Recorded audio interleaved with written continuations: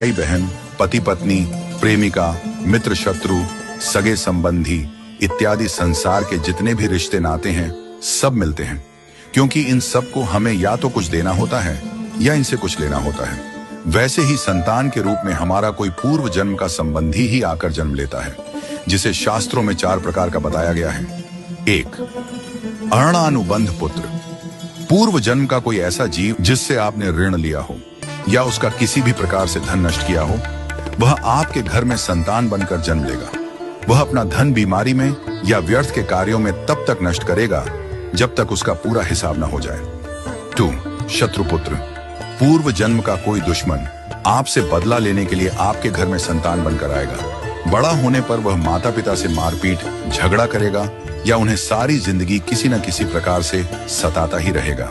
वह हमेशा कड़वा बोलकर उनकी बेइज्जती करेगा और उन्हें दुखी रखकर ही खुश होगा। 3. उदासीन पुत्र। इस प्रकार की संतान न तो माता पिता की सेवा करती है, न ही कोई सुख देती है। वह उन्हें उनके हाल पर मरने के लिए छोड़ देती है।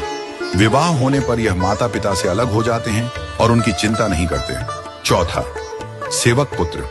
पूर्व जन्म में यदि आपने किसी की खूब सेवा की है तो वह अपनी की हुई सेवा का ऋण उतारने के लिए आपकी सेवा करने के लिए पुत्र बनकर आता है। जो बोया है वही तो काटोगे। यदि अपने माता पिता की सेवा की है तो ही आपकी संतान बुढ़ापे में आपकी सेवा करेगी, वरना कोई पानी पिलाने वाला भी पास न होगा। आप यह न समझें कि यह सब बातें केवल मनुष्य पर ही लागू होती हैं। इन 4 प्रकार में कोई भी जीव आ सकता है। यदि आपने किसी गाय की निस्वार्थ भाव से सेवा की है तो वह भी पुत्र या पुत्री बनकर आ सकती है।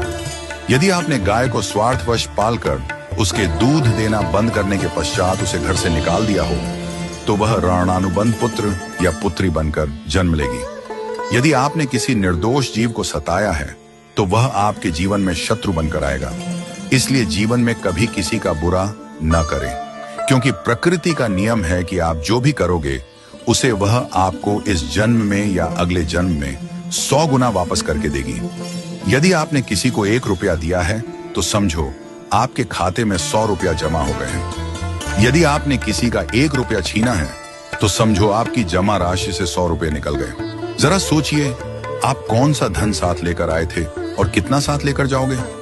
जो चले गए वे कितना सोना चांदी साथ ले गए। मरने पर जो सोना चांदी धन दौलत बैंक में पड़ा रह गया, समझो वह व्यर्थ ही कमाया।